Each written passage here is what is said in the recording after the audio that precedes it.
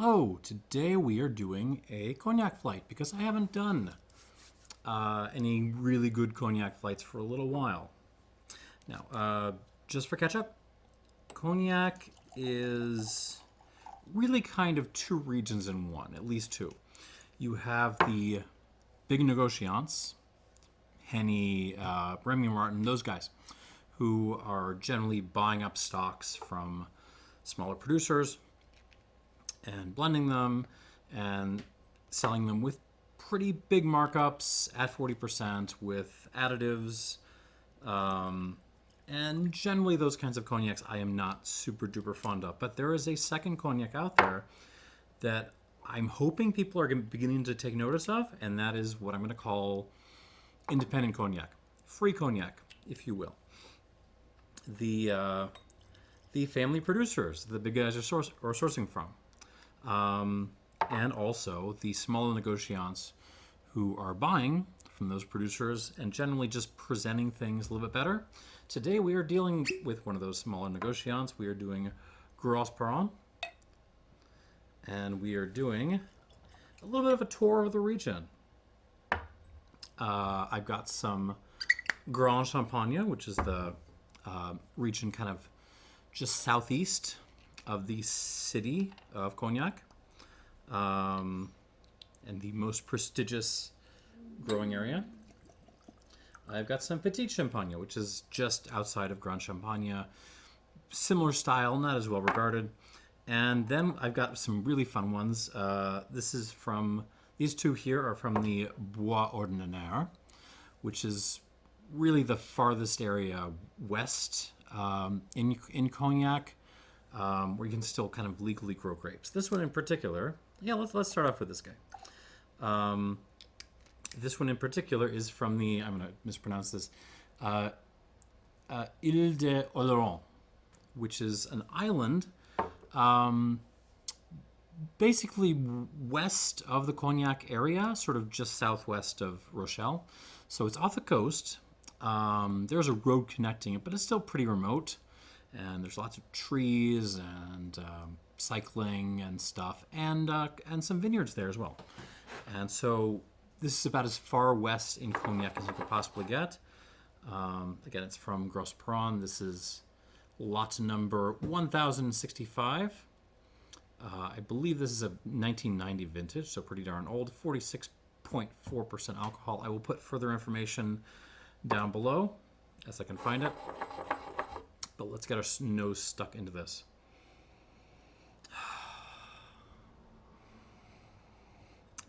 Damn, I love cognac.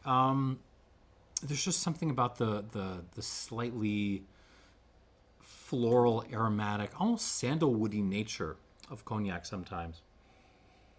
That is just really, really fun to come back to when you had your brains blown out by Armagnac's rums, that kind of, rye, that kind of thing. All right, so what are we getting on this? There is a top note of, there's just some very intense, almost like a potpourri thing.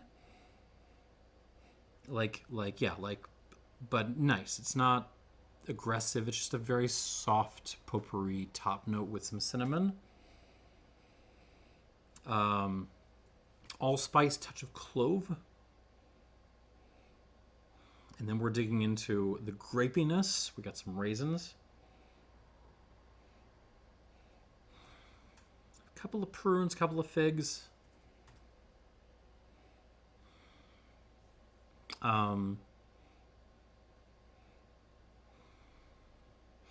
It's a very, very classical kind of cognac-y profile. If I get this in a blind, I'm not missing cognac. I don't think I get, Bois Ordinaires or Île de Oloron, but I'm getting cognac for sure.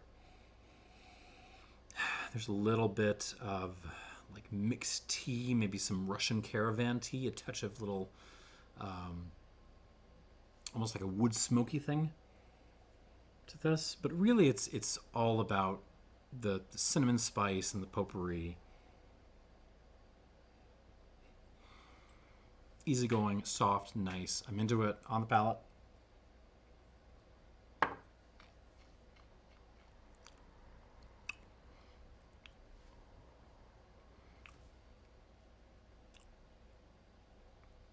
On the palate, even a little bit less super duper complex than on the nose. This is pretty darn straightforward. It's a big old warming blast of cognac-y yum in your mouth. So you're getting an explosion of kind of mixed flowers, lavender, wildflowers, a little bit of like potpourri. You're getting some raisins, golden raisins, but also like the sun-kissed, even a little bit of dried peach in there.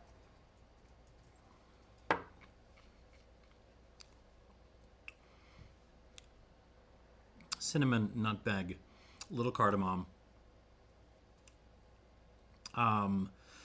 black tea, like really malty Assam tea.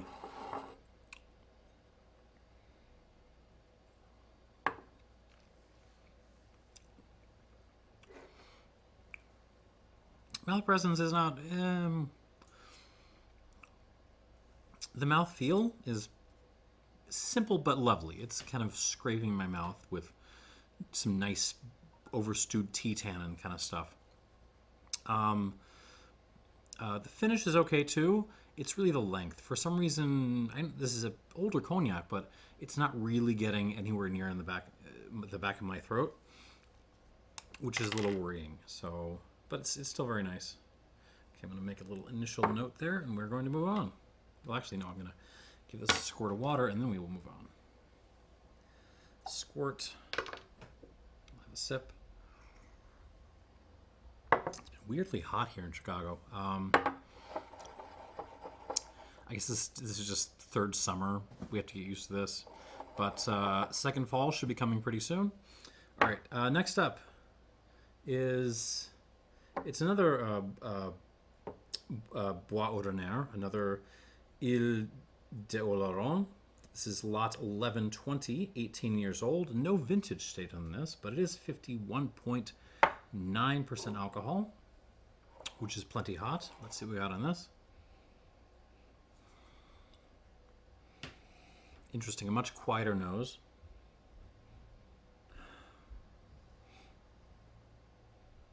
No. Okay, give it some time, and you get some kind of darker notes.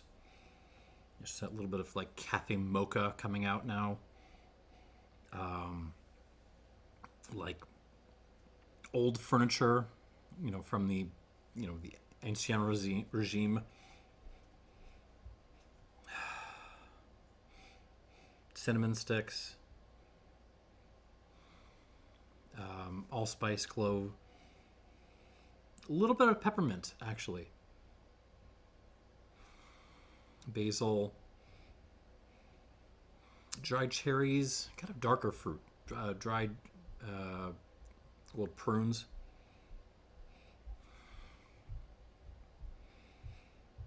Even like a little bit of a dried blackcurrant thing. Just a little bit. Yeah, coffee, black tea. It just smells dark. It smells really dark, and kind of more, old furniture driven than the previous glass, which is more fruity, floral on the palate.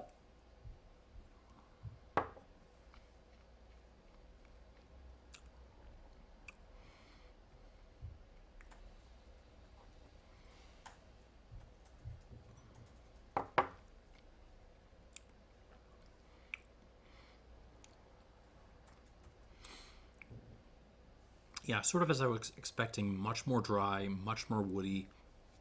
I suspect this is the younger brandy, not just because of the number, which indicates kind of vintage on the previous one, but it feels just the wood on this just feels a hair less integrated, but there is more wood, and that's, not to be discounted if you are a wood fiend. Lots of big, dark, gritty French oak tannins on this. Like, again, you're chewing furniture from the ancient regime. You are chewing black Cavendish tobacco, prunes, drinking some really strong dark roast espresso, black tea.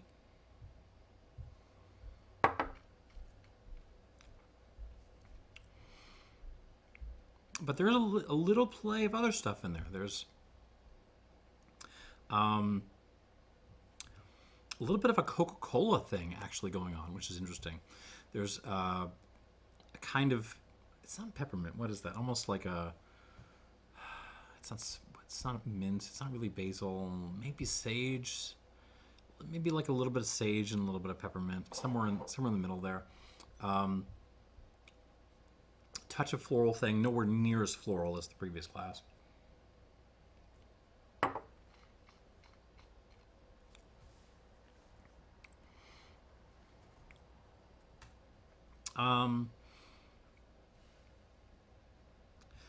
Mouth presence, I'm a little bit torn because the length is better, but the finish is a little bit more, is a little shorter. The tannins hold on, but they're kind of about the only thing that holds on. So initial impression, similar territory to the previous glass, even though it's a different style. Like, if you like flowers, go with this glass. If you like wood, go with this glass. Let's move on to number 3, and we are in Petite Champagne. This is lot 359. It's a 1992, bottled at 46.3%. Yeah, and again, further information down below. Let's see what we got. Oh, that's fun. There's a little bit of a lime peel thing kind of hopping out of me at first. Yeah, lime peel, some floral elements, really just like straight up flowers now, like flower shop stuff, more so than potpourri.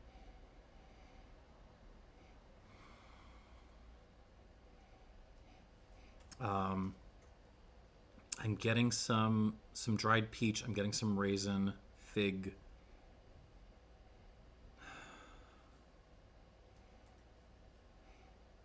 But there is a little bit more sense of power here, something like that. Like a little bit of, what is that? Like a gritty dark chocolate thing, like you know those pucks of dark chocolate that weren't really ground all the way and they're still like really grainy. There's a little bit of that going on.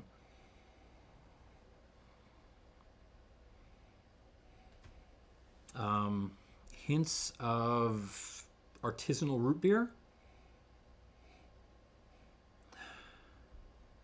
a little bit of dry ginger.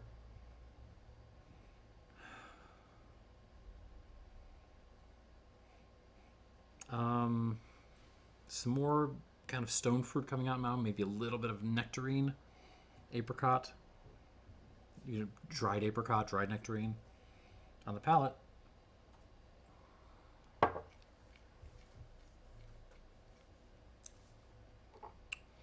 .46.3, by the way, alcohol-wise. On the palate, this feels like the most substantive one so far.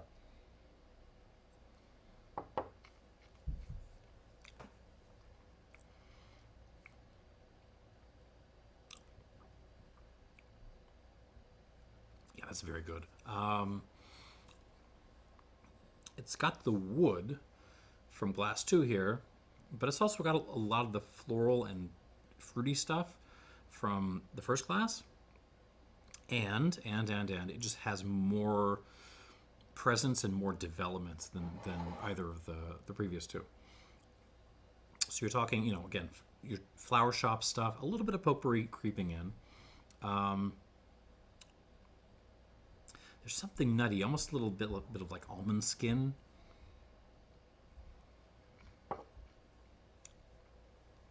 Yeah.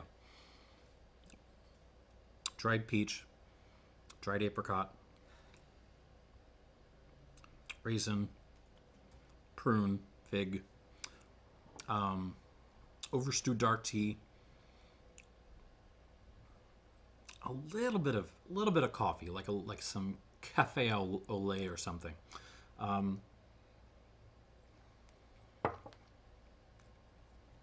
kind of gritty dark chocolate thing, that's back.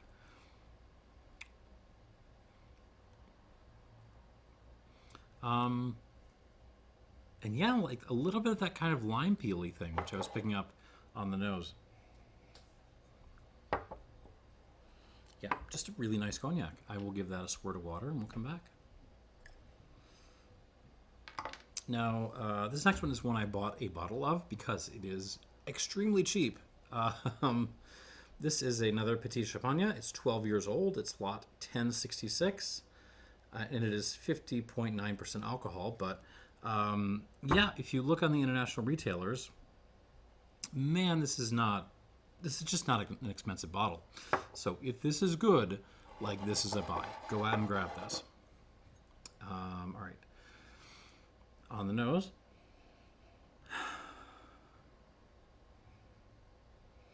It's kind of an yeah, okay, so take maybe like some orange marmalade, water it down just a hair. Don't get, so it's not quite as syrupy, and then drop a whole bunch of dried fruit into there, like raisins, prunes, more raisins, figs. That's a lot of what this smells like. It's very, the wood's there, but it's very primary on like the fruit. Lots of orange, lots of dried, like appetizer fruit.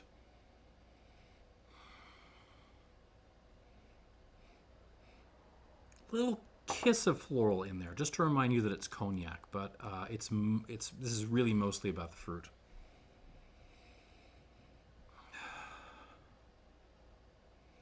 There is a coffee note, like a fruity coffee, like a natural processed Brazil or something that has a little bit of fermented berry funk on it.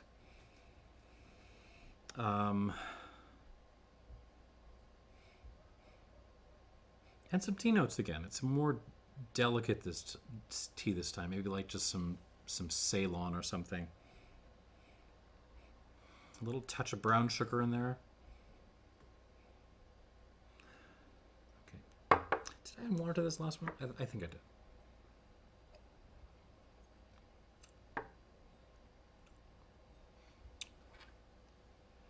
I'm haunted. I'm going to add a little bit more. I hope I don't ruin it. I'm going to try this 12-year-old.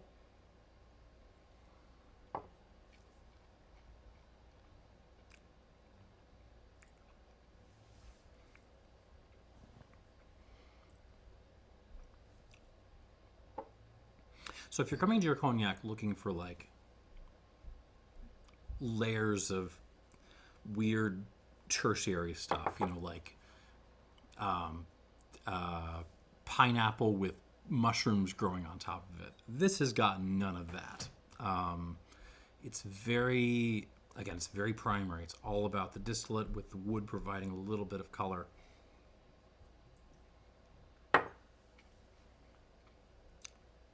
That being said, this is pretty good. I'm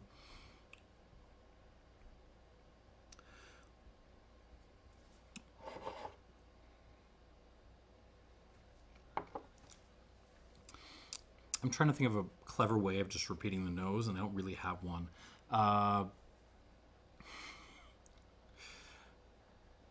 It's a little touch of floral. Actually, more floral than the nose. More flowers coming through the palate than the nose. Orange marmalade. Lots of dried fruit, raisins, prunes, figs. Some dried cherries in there. Peach. Brown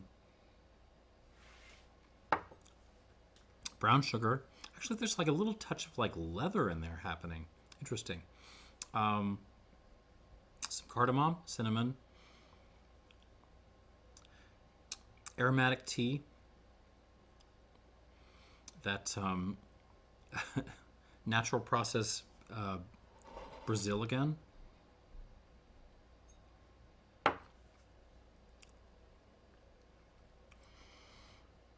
Again, it doesn't have those complex kind of third tier tertiary note profiles going on. It really doesn't.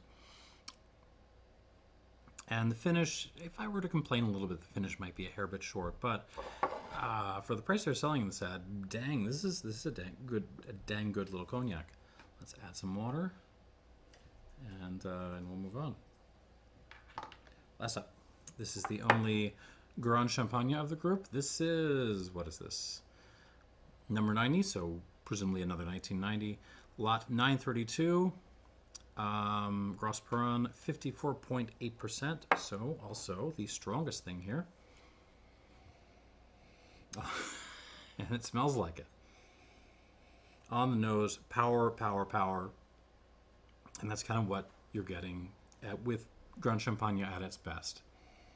This just has presence.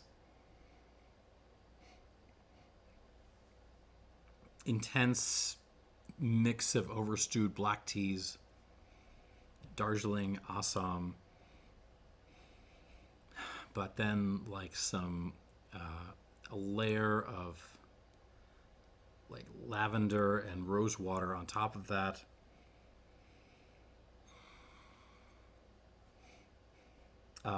A very powerful like mingling of dried fruit, raisin, prune, the whole list of French oaky fruit mingled with chopped up old furniture. This is bringing it. And there's a little bit of a musty note kind of giving this color as well. There's a little bit of, that kind of like savory mushroomy thing. Black pepper, cardamom pods, cinnamon, clove. It smells like Christmas.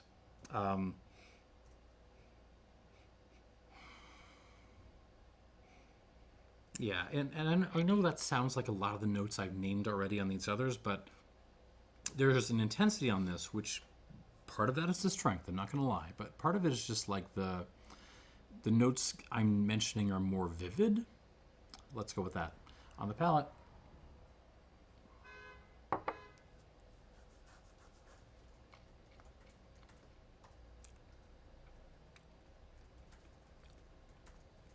Get out of town. This is a very good one. Sometimes, and I mean, in the past, Grosperrins have kind of let me down a little bit. Not always, but sometimes. This one is absolutely stepping up. There's a heck of a lot of wood on this.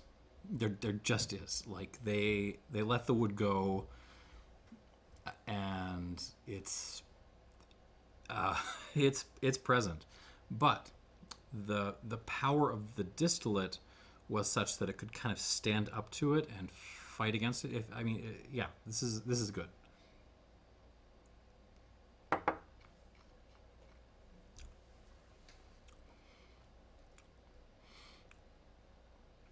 In some ways, it reminds me of that vintage Frappon I tried a little while ago. It's not that good, but you're kind of right there with that stylistically. Tons and tons and tons of wood on this. You are chewing old furniture and taking shots of overstewed black tea. Which black teas? All of the black teas, thank you very much. But at the same time, you are also nibbling on some flowers, and there's some dried fruits getting in there somewhere too.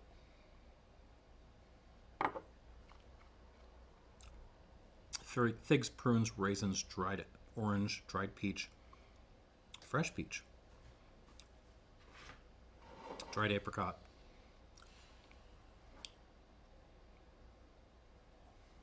A little bit of that musty thing. Just a couple of mushrooms, forced floor, if you like, thrown in there. But yeah, this is the Grande Champagne trick when it pulls it off. It's that combination of like impressive freshness. The fruit is beautiful. The floral thing is beautiful. But the power, the wood, the intensity is all there, along with a little hint of like fun, weird, tertiary goodness from the aging as well. I like this a lot. This is getting a high score. All right, let's give this best some water and go back through. 2, 3. Probably need 4, right?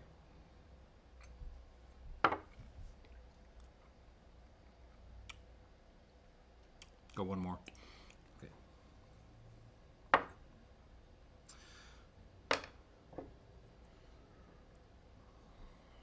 All right, let's go back through these.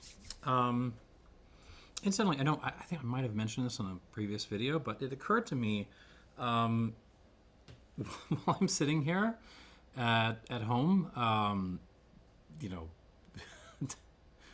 doing home stuff. I made the stew the other night. I could be writing a book. So, you know, roughly on the same lines of the kind of philosophy and booze posts I've been doing every once in a while here. If you would buy such a book, please let me know. And by the way, if you have any advice for such a project, please let me know, because yeah, I'm not really, it's I'm just dipping my toes into this. So I am wearing you. It's something that seems fun. Seems like I make a little more money on the side. That might happen. Anyways, let's go back through these. We are back to the Bois Ordinaires, the lot 1065 from 90. This was the very floral one, right? So, on the nose. I mean, coming to this after the Grande Champagne, it just... I mean, it's not fair a little bit, because this is just so down on power and just like aggression. It's not that kind of a cognac. It's very much a softy. It's very perfumed and velvety and slightly raisiny. But it's nice. I love the nose on this. Development, it gets a little bit more raisiny on the nose. A few more kind of like one more box of Sun-Kissed kind of coming at me. Maybe a hair bit more white pepper as well on the palate.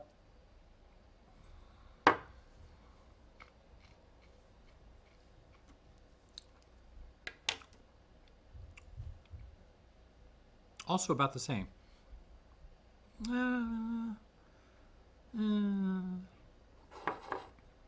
Finish might be a little bit better, but I don't know if I'm going to give it a plus for that.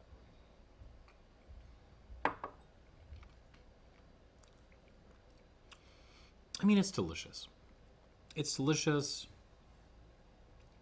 You got your flowers, you got your fruit, got a little bit of wood to tie it together.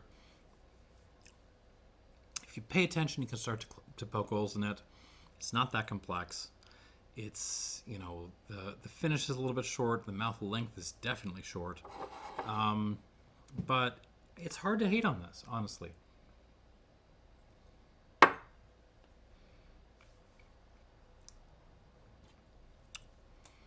I like it. I'm not going to score it very high. I'm going to give this an 84 out of 100.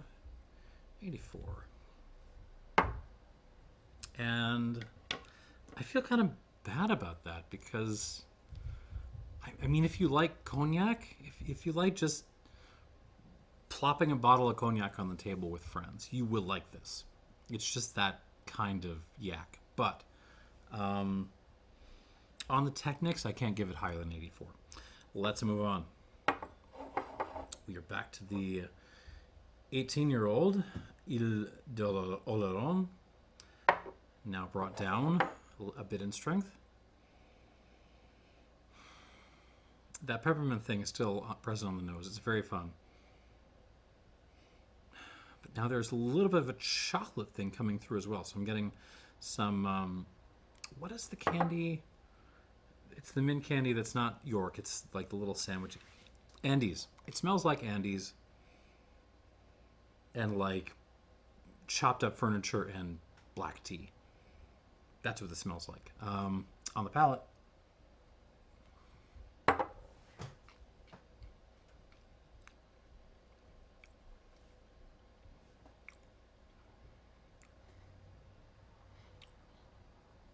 actually. So the flavors remain very, very consistent. It's very woody.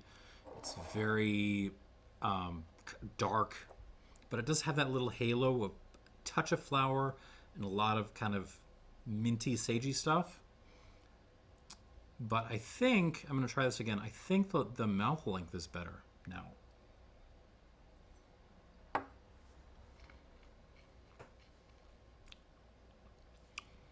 Yeah.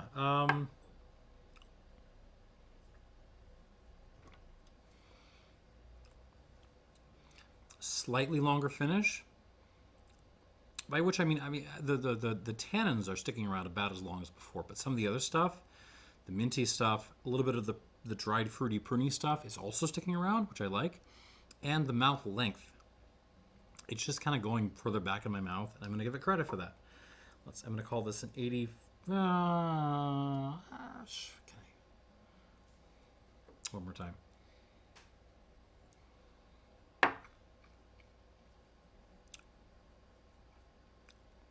I'll be nice. I'll give this an 85. 85 points.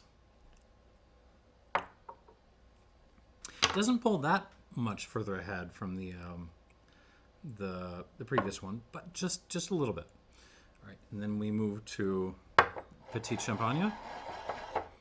First class. This is the lot 359 again.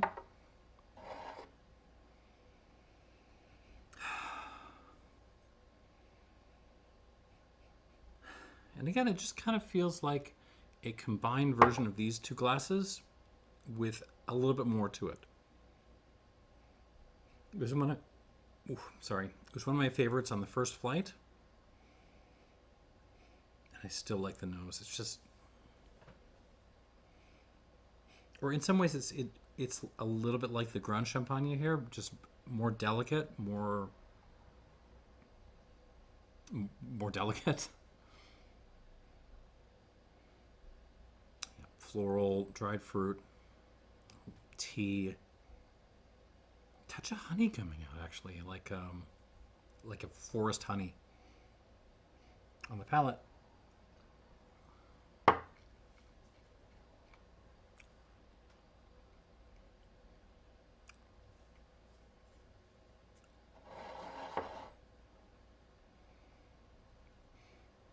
I mean, I love the elegance of this. It's just a beautiful thing to have in your mouth.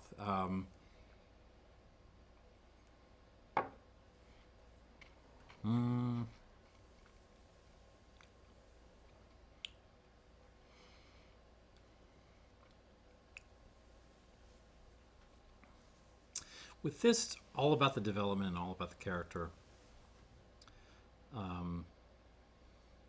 Like just how it plays out in your mouth. It's not the most complex cognac in the world.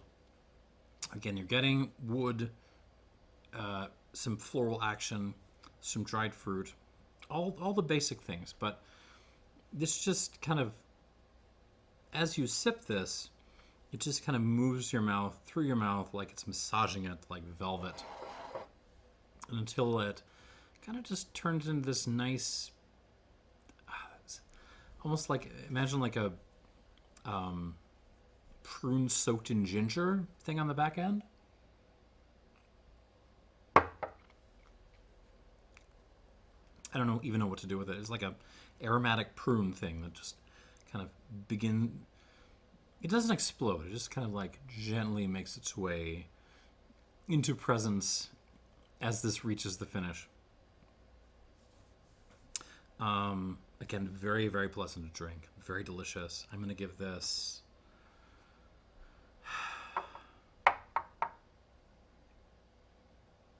I'm not going to screw this. 87 points. 87 points for this Grosperrin Petite Champagne. Yeah, I like that a lot. Moving on, though, to this rather well-priced 12-year-old from the same region.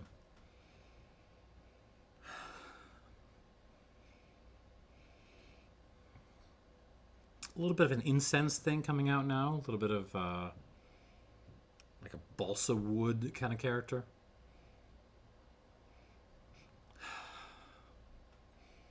some grapiness, some like high-end Moscato. Footnote, I've talked about this before in the past, but if you are looking down on Moscato as a wine, you are just friggin' wrong, because Moscato is amazing. Go buy like a really good one from like Vietti or Pio Cesare, one of the really, really good Piedmont producers, and just pop that thing open and enjoy. Because they're phenomenal wines. They're really, really well made. There's a little bit of that on the nose here.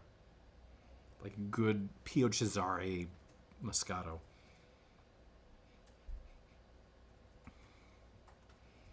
Still very primary, very young, fresh, vibrant example of Petite Champagne. I'm into it on the palate.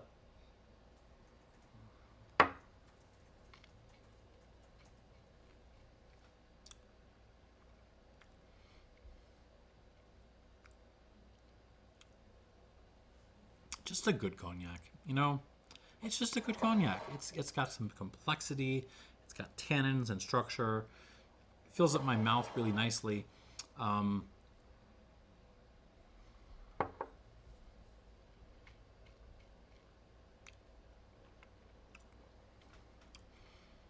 some complexity. There's a little bit more going on than this first glass. Yeah, I think this is a tie for the 18-year-old, the Bois Ordinaires. I'm gonna give this 85. 85 points out of 100 for my bottle of 12-year-old Petite Champagne. And yeah, this is kind of another one, which is just kind of a nice cognac to have lying around the house, to pour for friends, to enjoy in times of joy and sorrow. Last up, we are going back to the Grande Champagne, lot 932. This was by far the leader for me going into the second round here.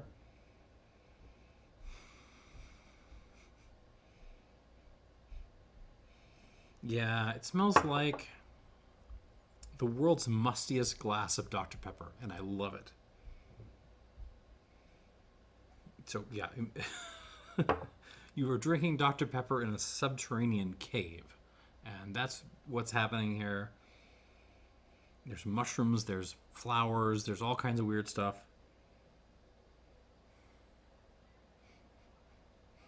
Now the chopped up, rotting furniture is coming out. Oh, I love this. On the palate, here we go.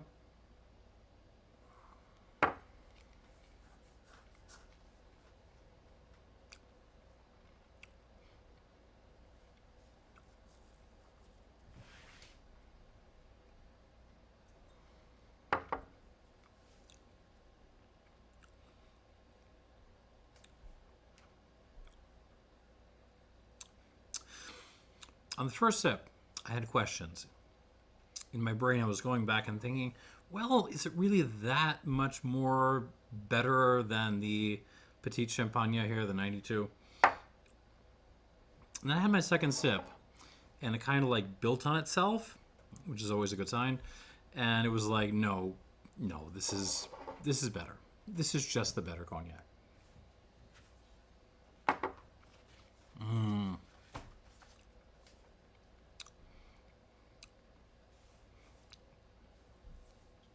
The Iron Fist and the Velvet Glove. Power, power, power. Old furniture, aggression, overstewed tea, like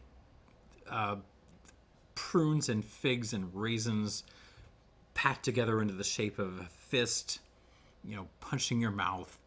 But at the same time, a little bit of floral action. A little bit of like an aromatic tea action thing.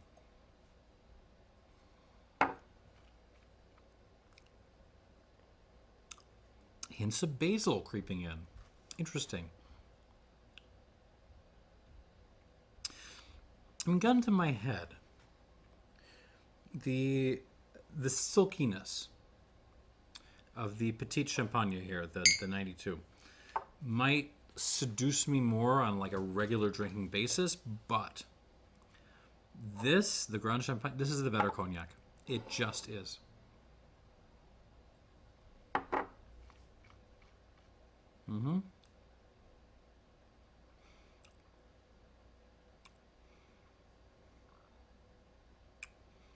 Yeah, and I'll die on that hill. Am I getting to an 89 on this? It's darn close.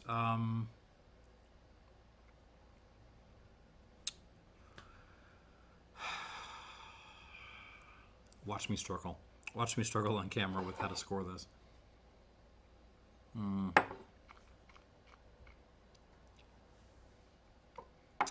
I'll do it. I've been nice this entire episode. I will continue to be nice now.